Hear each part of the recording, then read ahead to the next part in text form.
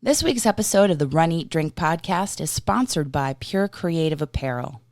From logo design to specialty clothing to branded merchandise, the team at Pure Creative Apparel can take your ideas and bring them to life. You can find out more at purecreativeapparel.com, and we thank Pure Creative Apparel for sponsoring this week's show.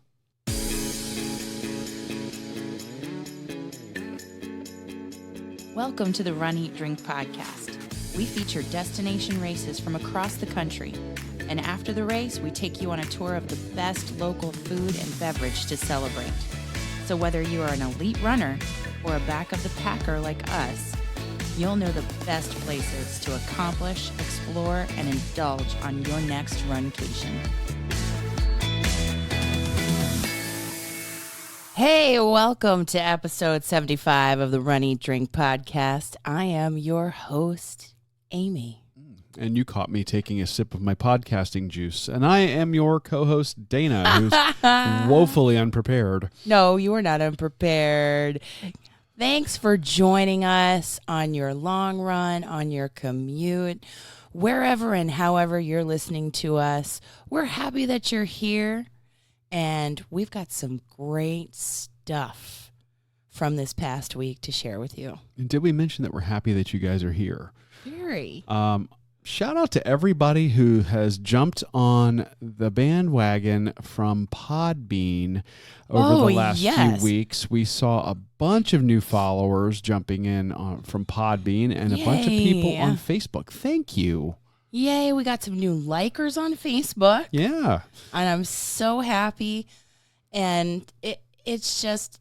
We love doing the show, and we love that you're out there listening and commenting and following our podcast. Yeah, I even had somebody comment on a post from about a year ago, and I'm like, that's awesome. I mean, just kind of nice to see them kind of going through the back catalog. So thank you. It's very cool. Yeah, we're happy that you're here. So continue to reach out to us and comment on any past episodes or current episodes. Give us recommendations for where we should run, eat, and drink next. That's really what it's all about. We're wanting to build that community of people that like to go run and, make a vacation out of it. The runcation, as you call it. Yes, like our group on Facebook, Runcation Nation. Yes. Yes. We have many members who have contributed recommendations. Yes, and I'll tell you, there's some people have some great ideas, and I think that we are going to have to expand our travel next year. There's some awesome races and places that we're starting to see people dropping photos and giving us ideas. Yeah, I have lots of ideas. Yay! Well, this past week was full of fun. It was busy and week. Training. Yeah. And getting ready for travel. Oh my. This week, next 10 days, it's going to be a hectic, fast-paced, and fun kind of week or 10 days. Yeah, aside from, both of us having full-time jobs, we're also squeezing in the last bit of training that we can ahead of the Anchorage RunFest next week, where I'm also in the middle of doing a little bit of light remodeling in the house in the middle of remodeling in the middle of recovering from knee surgery. Yeah, You got to watch that. You can't overexert yourself. I am doing exactly what the therapist has told me to do. So quick update on that. Yeah, bring it. This was my first week of actually where I can say the therapist kicked my butt. And really? She did. This is the week they had me doing all kinds of one-legged stands and calf raises on one leg, and then lateral movement, like shuffle running back and forth, side to side. It was pretty wild, and really for the first time at the end of a session, I'd broken a sweat, and even my Apple Watch said, "Hey, you're working out. You want me to track it?" So, you tracked it, right? I did. Yeah. I'm going to get credit for it. I mean, if your watch doesn't track it, does the workout really even count? Like if you go for a run and you forget to track it, does it even count that you ran? Yes, but I think it's super annoying that you don't have the proof. That's exactly right. So I have the proof. It was great. I mean, nice to see that I'm coming along. It's still not 100%, and they have still told me absolutely no running for this upcoming race. So you're going to take it, and you're going to party at the back of the pack. I am going to be the party at the back of the pack. That's my are. goal. I'm going to put a knee brace on, and I'm going to walk as quickly as my knee will allow me to. Yeah. So I may not be last, but I certainly won't be first. Well, I'm not going to be first either. I won't be anywhere close to first even the middle of the pack. So, Me yes, either. I'll be at the back of the pack behind you. Oh. And looking very forward to seeing what the Anchorage RunFest has for us. But before that, we are going to be on the road this week, both of us. We are. So we are taking a little bit of a break from our day jobs to go and commune with our fellow podcasters. Yes. Back in Orlando at Podcast Movement. Podcast Movement. We went to PodFest in March and met a lot of great folks, shared a lot of information about podcasting, best practices, learned a lot. Especially about equipment. And this time we're hoping to do more of the same. Yeah, so we're going to go meet up with some fellow podcasters, learn some stuff, hopefully bring those things that we learned back here to the community and start making the show that much better going forward. But we're going to be on the road. We're going to try to challenge ourselves a little bit, and we have got so much content to push out to you guys from the interview that we did that we're going to talk about tonight. We have so much that we cannot fit it in one episode. No. It's impossible. It's a smorgasbord. It is. A cornucopia. Yes, a plethora, if you will. A plethora of fantastic food and beverage stuff. But let's talk about the running first. Oh, sorry. So you gave your update. That was my physical therapy update, and there has been no running on my part. There's been walking, lots of walking. Yes. So I'm going into this half marathon with my longest run, quote unquote, in air quotes, my longest run is 3 miles in the last. No, that's not true. Yeah. No, didn't you do 5?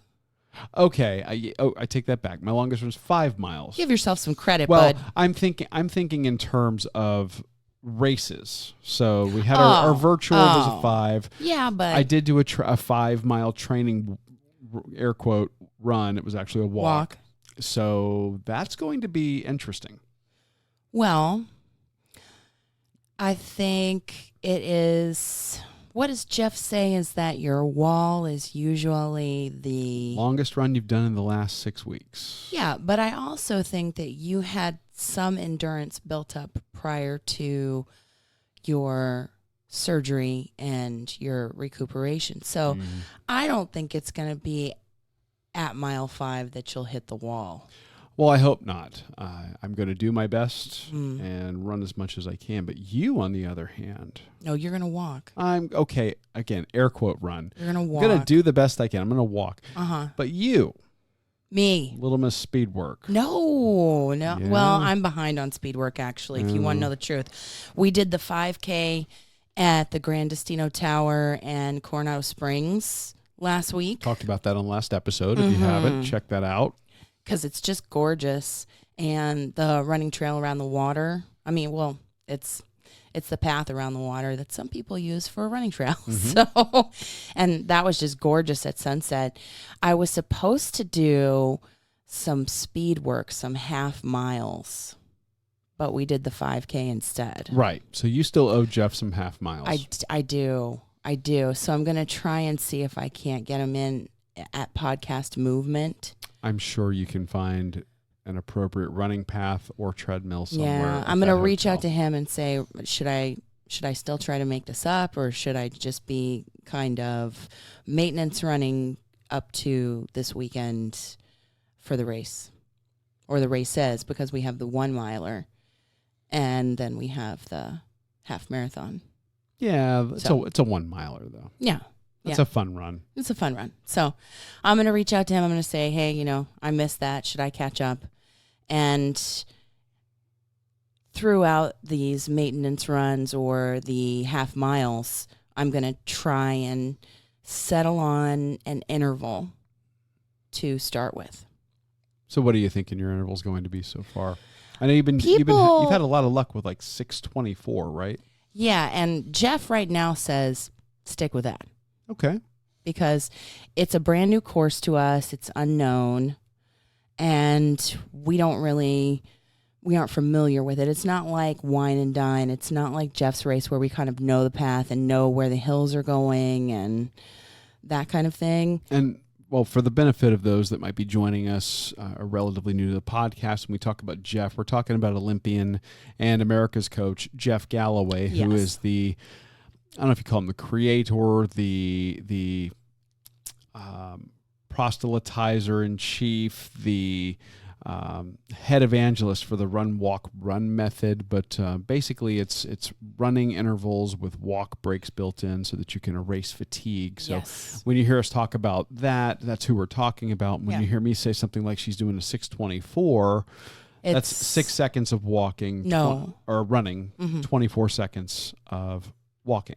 Right. So it's a 1-to-4 ratio of running to walking. Right. So, I want to step up the running that I do in the ratio, but I don't think I'm quite ready for it yet based on conversations back and forth we've had in email, Jeff Galloway and I have had. So I don't think I'm going to start out with a higher interval. Well, you've had such good luck with that interval over the last few weeks and couple of races. I don't really, if it ain't broke, don't fix it until the man tells you to do something differently. Right. And originally going into this weekend, this half marathon, I was thinking, my goal is to PR, to get a personal record or a personal best.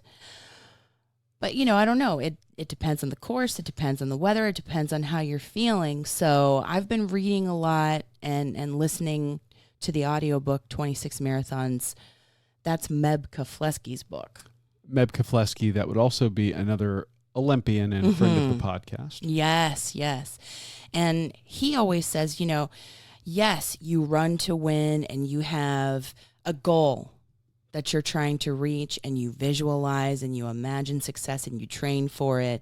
But then it's also good to have a backup goal within the race if you see that original goal may be unattainable, there's still something that you fight for. Yeah, I think that's, you have to modify your goal based on the conditions that you encounter. Yes. I think that's a smart way to run a race. Right. Because so much can happen. Right. Because, not this past year at Jeff's race, but at Jeff Galloway's half marathon the year before when I fell right before, not even mile 1, I had a really ambitious goal to do the best I could to try and get a personal record, all of that. But after the fall and after my ankle started to swell up, like a watermelon. That was a bad sprain. Not quite a watermelon, but yeah. Then my goal was to get to the finish and be able to see him. So, which you achieved. Which I achieved.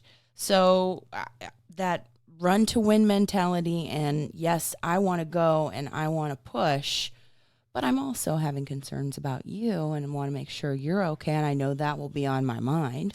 I'm going to be fine. Like I said, worst case scenario, I'm going to find some fellow slower runners. We're going to chat it up. We're going to have a great time in the back of the pack. Yeah. And I'll see you at the finish line. But I think you're going to be poised for success, given that you've had such great success with that 6:24 I hope so. interval. And the weather forecast for Anchorage is not bad. I mean, we're looking at highs in the low 70s, lows in the 50s on Saturday. That's the 1 miler, which isn't going to be a big deal.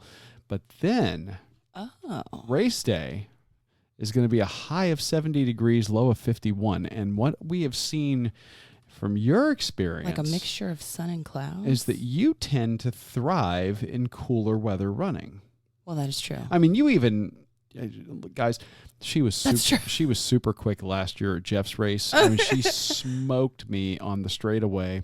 Not really. I had to stop for a potty stop, and next thing you know, I'm like, where is she? And I'm on the Atlanta Beltline. I don't even catch up to her till the Virginia Highlands. Well, I was very focused. That is a level of, sometimes you just dial in and everything clicks. That was a good, yeah. And granted, that race, I mean, the weather stunk, in my opinion. I mean, it was started out at 28 degrees. Rainy, gross. We're running the whole thing in ponchos. Yeah. By the time I get caught up to you, I mean, you're just cooking. And it was good to see. So I think you're going to do really well. I hope so. The humidity is projected to be about 44%. That's about half of what we have here at home. Oh, geez. Yeah, right now. So I can't wait for the race updates. Again, I think it's going to be fantastic conditions for us. I hope so. And, I have a goal. I have a backup goal. I need to get the mental game is just as important to dial in as the physical. And I know that I've had the endurance. I've made the endurance in the training runs. I need to get the mental game in and focus and execute as best I can on race day and deal with what comes up if there's anything unexpected. Yeah. Yeah. And up there, it might be polar bears. I don't think there's going to be a polar bear on the race course. I mean, we could consult with Jeff when we're up there at the expo and see. It would make me run faster. But, yeah, if a bear is chasing you, yeah, of course. You're going to run faster. But you need to walk. I'd run if there was a bear. I'm just saying. I'm going to tell you right now, I really like my therapist, but I'm going to violate the cardinal rule if there's a polar bear. Just saying. Yeah.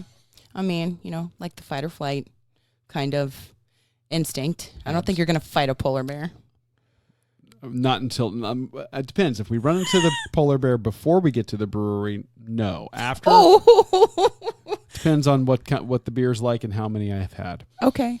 Well, we'll report back. Clearly, my co-host will report back about what my co-host has done if he encounters any wildlife on the course.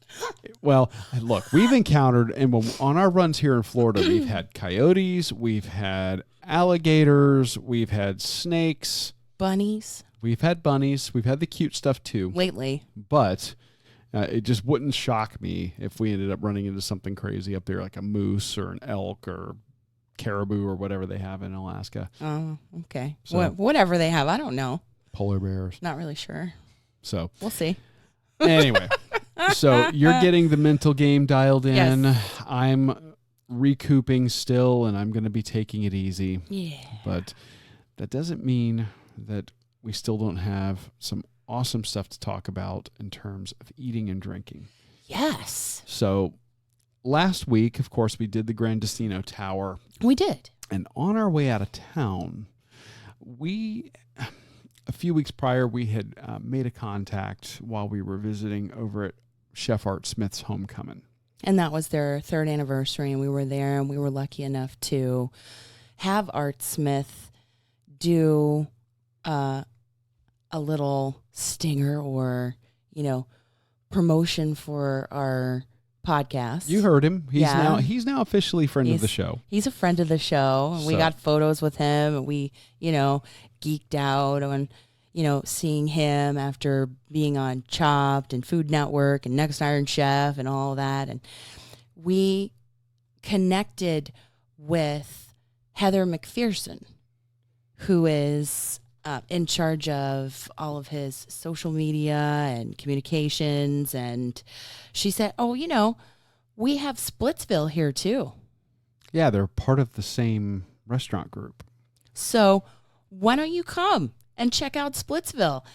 And really, we had checked it out for beverage last summer during an event at Disney Springs, which we'll talk about here during the drink segment. But and when we were inside and we went inside to take a look around and thought, oh, we need to come back here. Well, we finally made it back. Yeah. And now when you look at Disney Springs and you see it's just this awesome outdoor, I don't want to call it like an outdoor mall exactly, It's not. but it's this outdoor, like little almost town kind of place, town square that's got shopping and food and entertainment and a movie theater and dance club and comedy club, you name it. Splitsville is a 2-story, Yes. 2 to the public, 3 total, but a 2-story luxury bowling alley. Now, that phrase in and of itself, Luxury bowling alley. it sounds weird. But that's what it is. I mean, it's the fun of bowling, but then you also have a fantastic menu. The interior is gorgeous. The interior is gorgeous. The exterior is even gorgeous. Like the outside of the building, they've got a segment. When you walk by, they got a big glass wall, and you can see the mechanical workings of the machinery that returns the balls and sets up the pins. Yeah. I mean, just really cool. Such attention to detail in designing the building itself. And even the artwork inside. And they were talking about how there was one gentleman who actually did all the artwork. The artists that did their murals inside, and everything's got they lean very heavily into being Florida-centric here at this location. Yeah. And all of their murals were hand-painted, some of which are darn near photorealistic. Yeah, they looked like photographs, some of them. And very Florida-themed. There's a kind of an aesthetic that they also kind of embrace that almost reminds me of retro, like almost atomic age retro, 50s, 60s. Oh, 50s, definitely, kind of thing. It's just a neat aesthetic.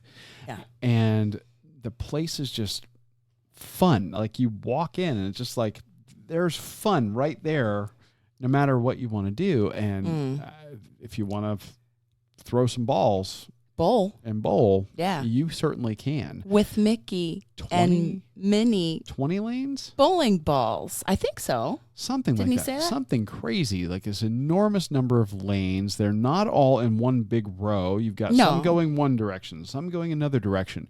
And they've got areas set up that you can do private parties. On that second floor. Corporate events. Yeah. Birthday parties. And then what we found out was how popular this place is with families. Yes, because and I never would have dawned on me for this. You know why? It was Heather that was talking about how, well, listen, the theme parks, they're outdoors and it's summer, so sometimes the weather doesn't really cooperate. Basically every day between 3 and 5 o'clock. Basically, sometimes it varies by an hour, whatever.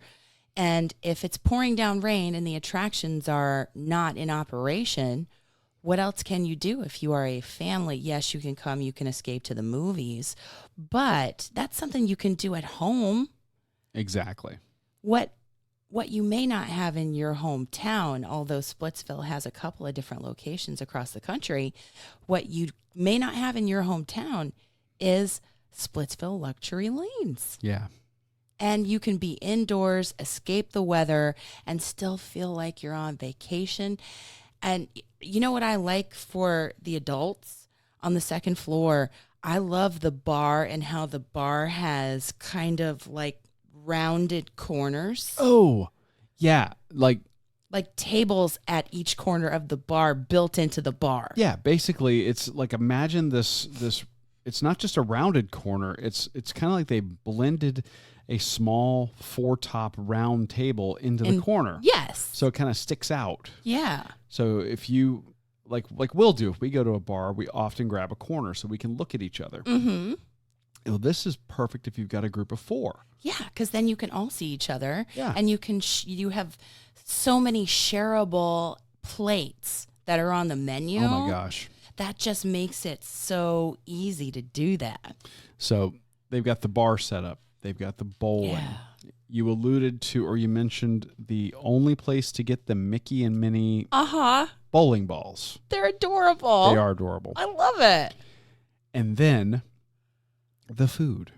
The food. Yeah, I started to talk about the menu is what makes this not your, what did he say? Not your granddad's bowling alley. Yeah. Right? Because we talked with Mike Crave. I love his name. Yeah, it's almost as if he changed it when he got the job. I don't know.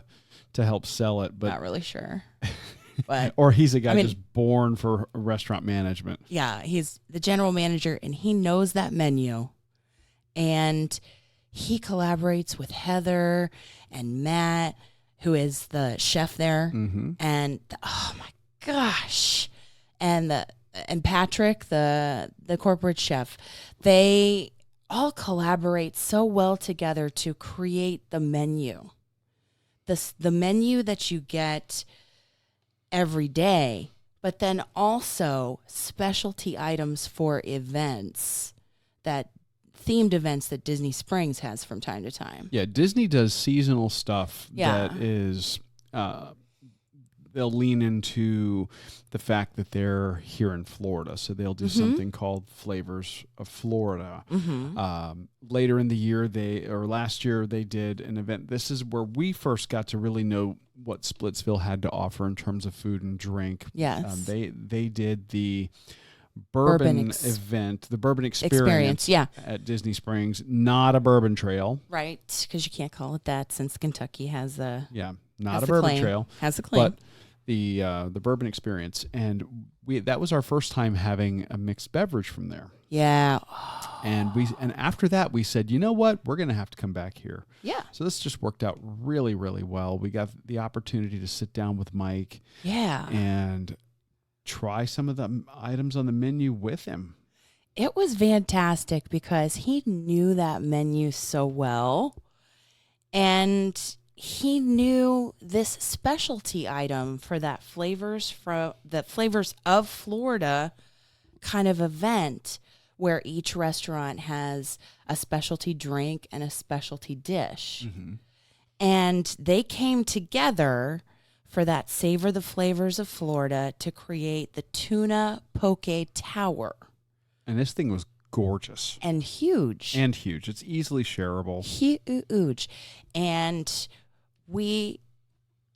I seem to remember Mike saying that it might make its way on the menu. Well, given that we're both really big fans of ahi tuna, I think they'd be crazy not to. I mean, we've talked about that before. We featured some dishes from down there in the Keys. Was it just a couple of weeks ago? We had the ahi tuna nachos from Kiki Sandbar. Yeah. And we actually tried it. We liked it so much we tried it in two different versions. Yes.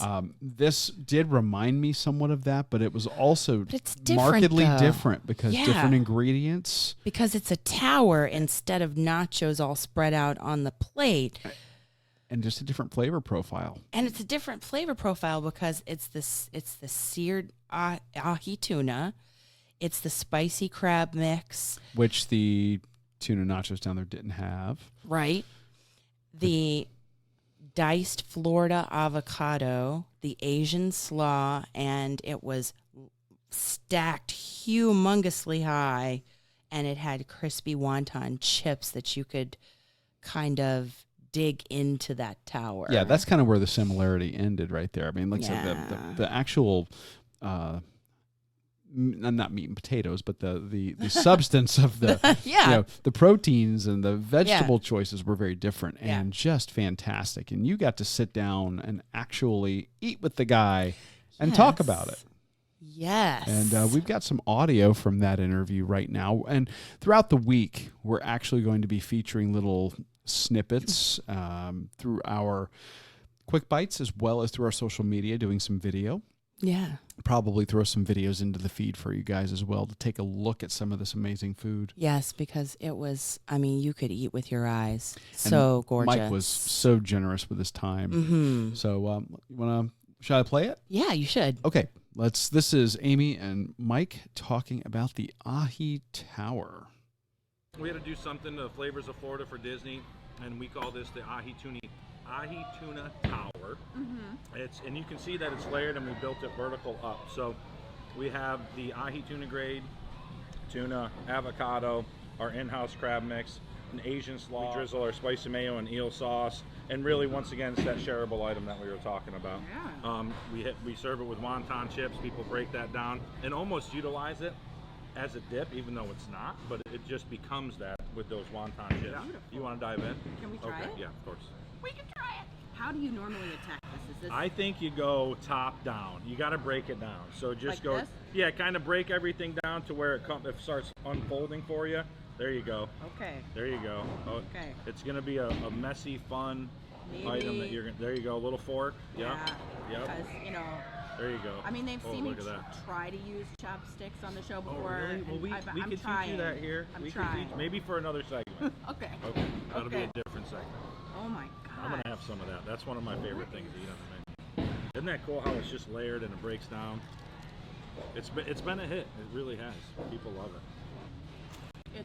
The tuna is so fresh. You have a spice. You have this, and the avocado. It is like, It is fresh, isn't it? You can just taste how fresh it is. That's what I like most about it.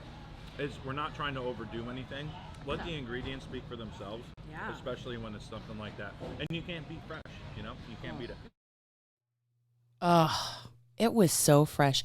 And the avocado was just so, it had like the creamy part from the inside, but then it was so firm that it stood up, and the wonton chips didn't break when you tried to dive in, like Mike was saying. Yep. Oh. What I loved was the fact that you were getting just a little bit of everything in each bite. The avocado was at the peak of ripeness, so it wasn't too mushy. No, but it wasn't underripe where it was firm, and then you had that kind of overly green flavor. And it didn't really. That's an odd description for avocado, but if you've ever had underripe avocado, you know what I'm talking about. Yeah. And it was just a beautiful dish. But what I thought was so striking, and I actually brought this up in our conversation with him, was they are getting whole fish delivered all the time. And they're breaking those fish down there. Mm-hmm. They're not buying bulk, pre-packaged, pre-processed fresh food. It's fresh. Everything is fresh there. And he even made a point of saying that the freshness of the items on their menu is something that they take pride in, and that's an area they don't want to skimp. No. Because they're competing against some pretty high-end spots there at Disney Springs. And I think that in our conversation, even when the camera wasn't rolling, he said, but the chefs from Morimoto, Asia, would come and have sushi. And that's crazy. Isn't it? They would come to Splitsville. But I just loved that. And I think putting it in the tower was so smart because you could just create that perfect bite. Yeah, it's a less messy way to do almost a nachos type dish or a dip. Or it becomes a dip, like you said. A multi-layered dip. Yeah. But I'll tell you what really set this one over the top for me, that the ahi was fantastic, but the spicy crab mix. You liked it. Yeah, it had bite, didn't it? It had some bite. Yeah. And it was just such a nice contrast to the creaminess in the avocado, the crunch of those wonton chips, and that perfect ahi tuna. The texture of the fish. Again, listeners, you can always ask them to cook the tuna if you are scared or you are averse to rare tuna. But I would say give it a shot. You won't be disappointed. No, it was amazing. And that's not all. I mean, they have a little bit of everything on that menu, but they really lean kind of heavy in the Asian influence. It's what makes them unique. You never think of bowling and sushi and fish. Yeah, sushi. But they also have cooked fish, prepared fish. They have prepared We're going to be fish. featuring a dish later on this week, but you wouldn't think it. No, it's unexpected, and it is delightful. The dishes are all beautiful to look at. Number one, everything they put in front of you needs to go in your Instagram feed. Oh yeah, and then in your belly. Yeah, but you have to do the pictures first. But you got to do the pictures first if you can hold off. But you wouldn't expect that from a bowling alley. No. And it's great. And did you hear when he was talking about it and describing it and I was taking bites of it, did you hear the bowling going on in the background? Oh, yeah. That was great. People having fun around us. That place started getting packed while we were in there. We went in right at the open, and we kind of had the place to ourselves for maybe the first 20 minutes. And then it slowly started filling up. Yeah. And you started hearing more and more of the balls rolling down the lanes and hitting the pins. So as those interviews went on, the background noise actually picks up. Yeah.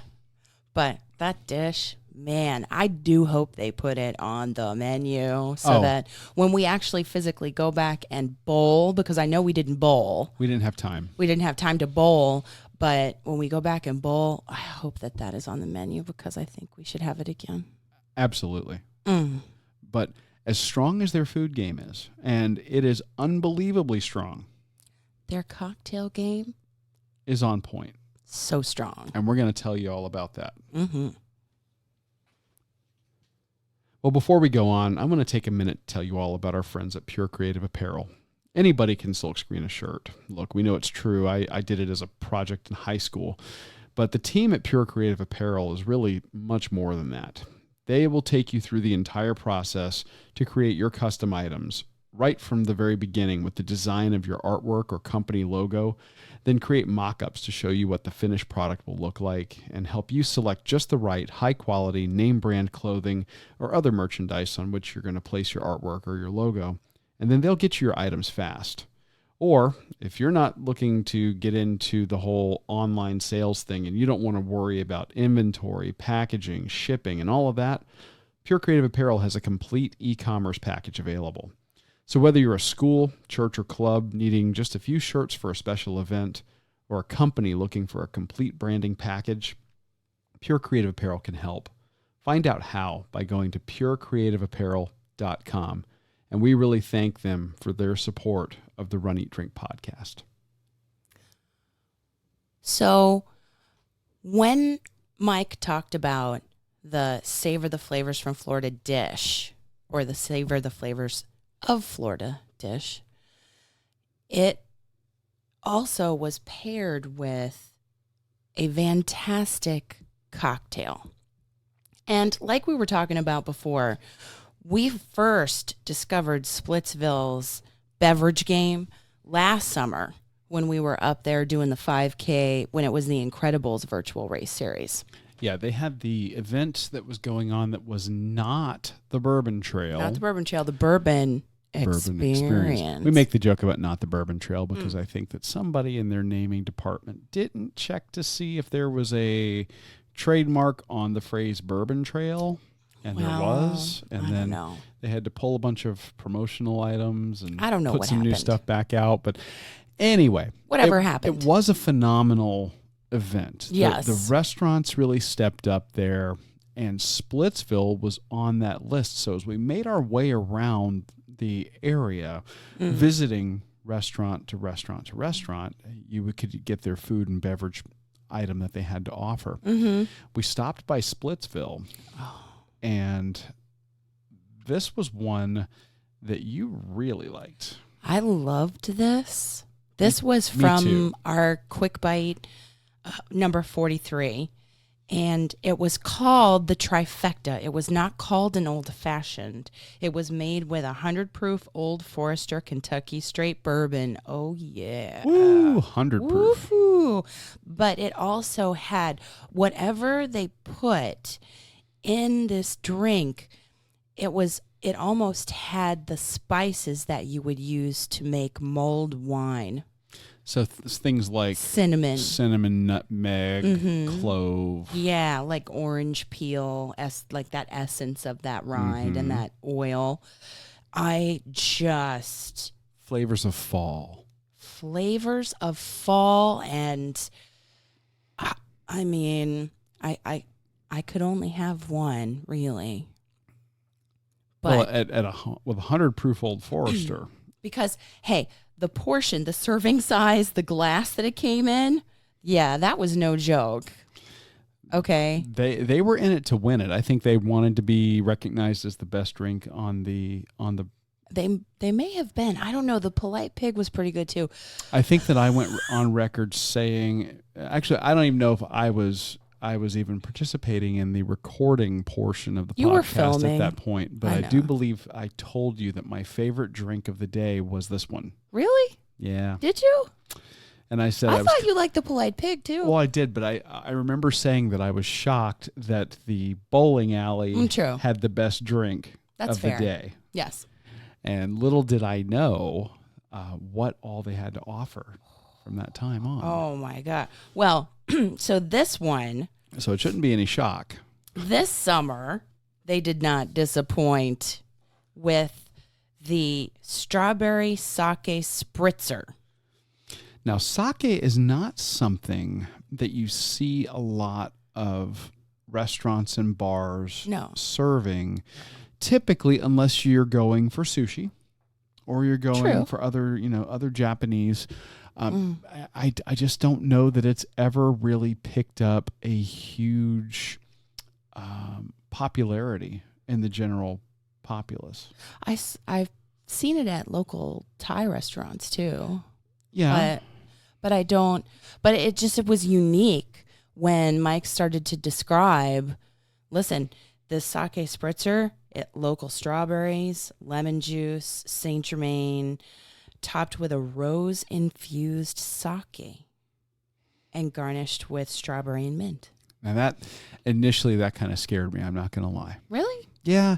When you start talking about rose or rose water. Oh, I see. I start thinking this is going to taste like grandma's perfume, So I always get really nervous when I see that. And you're not a huge gin and tonic type. It's what? I think you could probably count the number of gin drinks I have in a year on one hand and have fingers left over.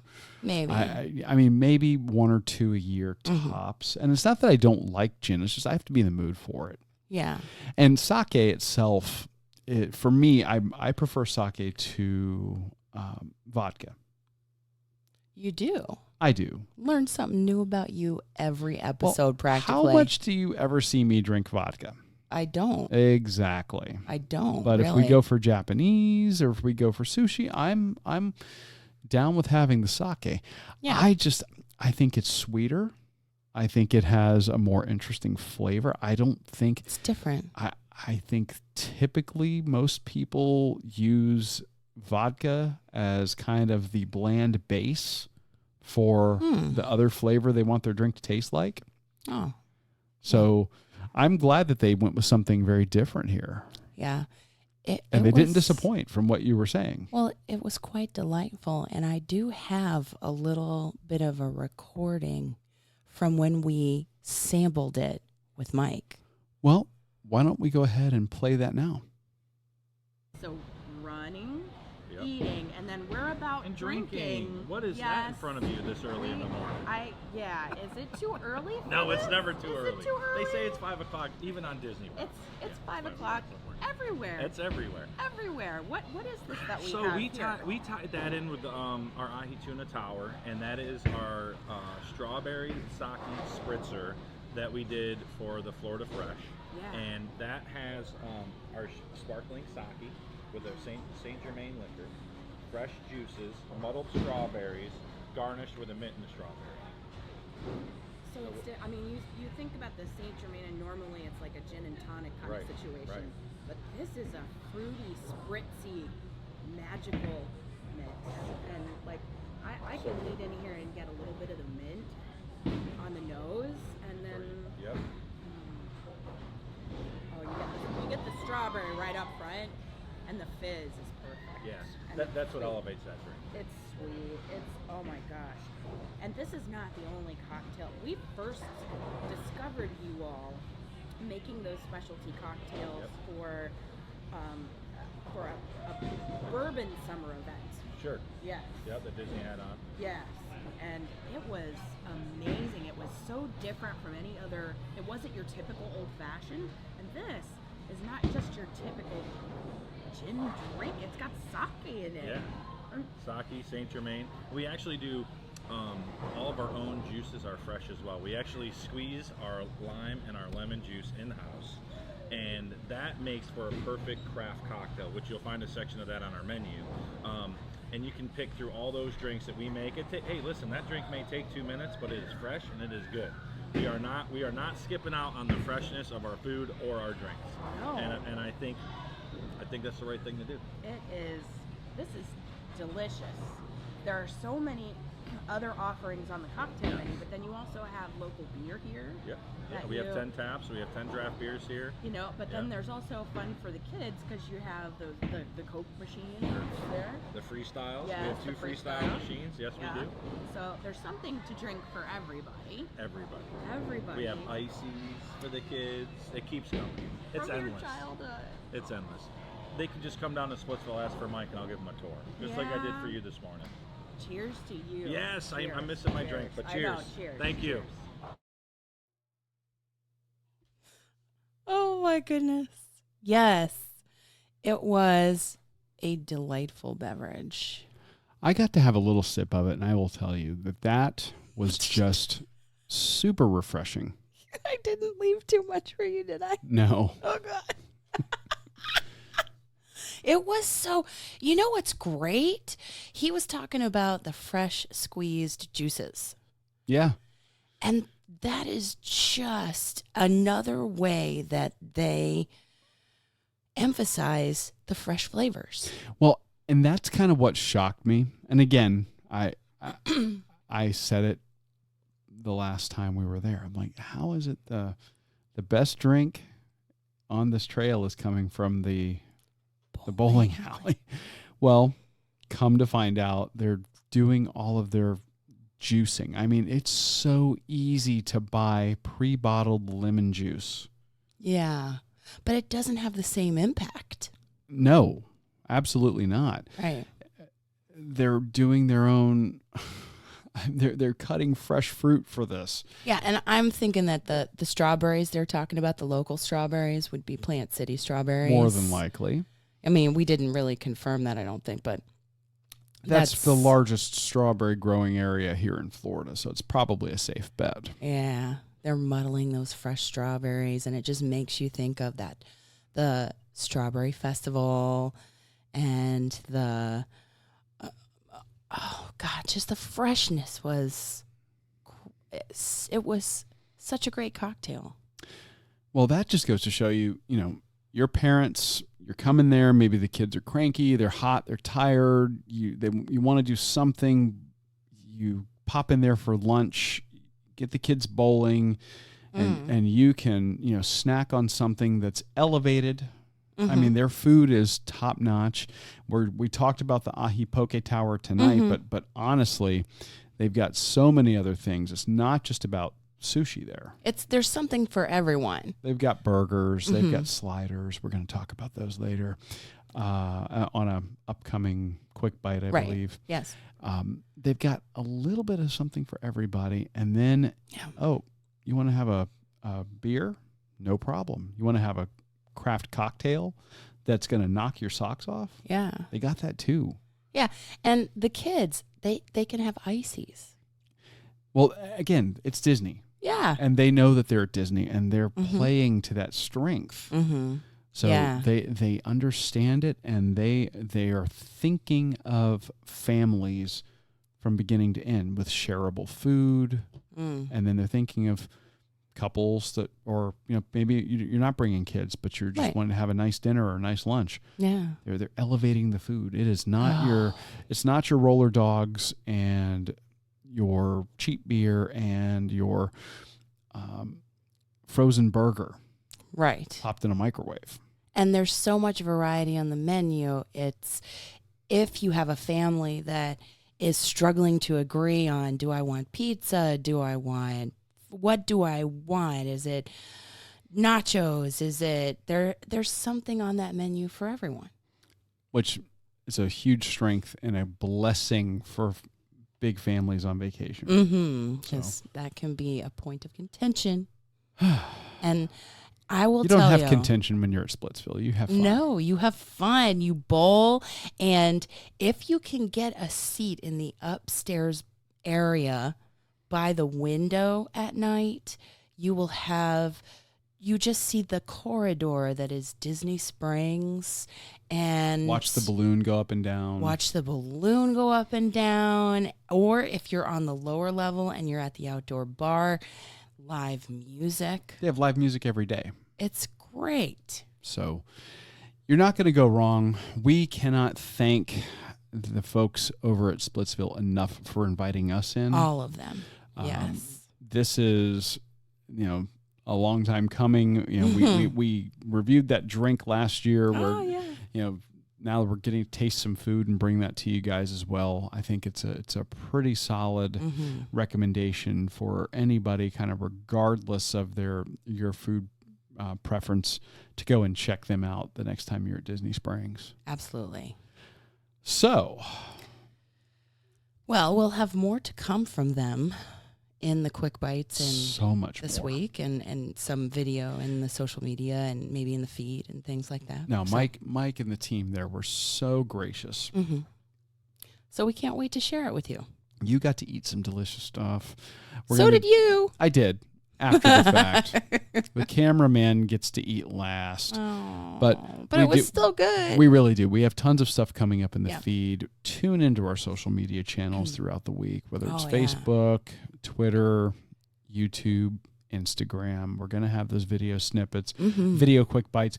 We're also going to have the video quick bites in the feed. So you will see these videos pop up. If your podcatcher doesn't support video, you're just going to hear the audio from it. Which is great, which is fine, because I think that Mike did a great job describing each dish. He really did, and I'll say, hats off to Mike, because the guy, and everybody really, because they were all talking about how they're a family, and they really acted like it. They really were just great with one another and passionate about what they were talking about. This was not just them putting on for a couple of podcasters who were up there for the day. I mean, this really seemed like it was them. Yeah.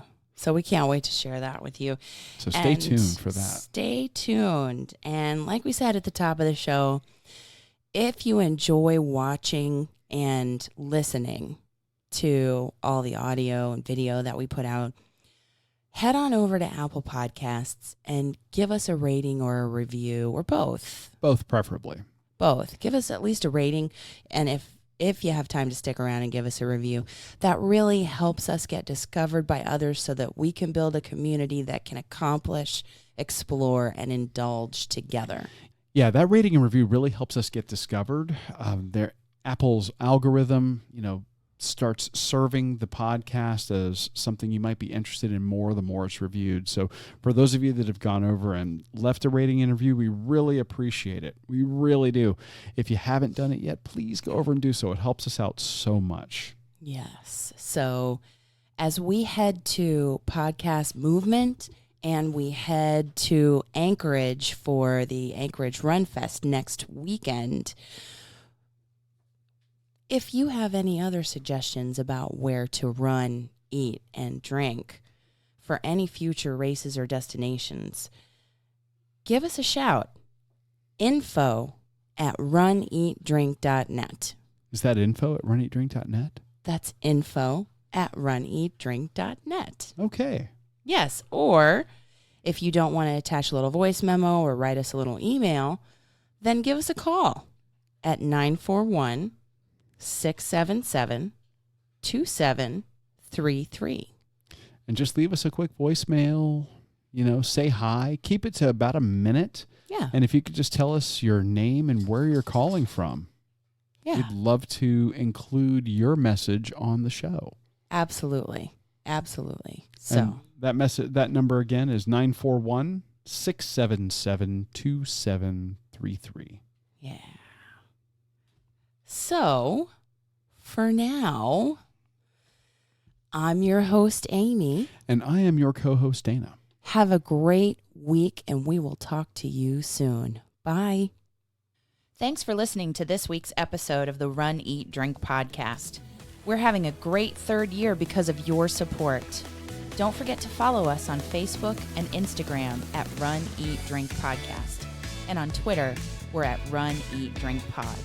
You can also give us a call at 941-677-2733 or shoot us an email at info@runeatdrink.net.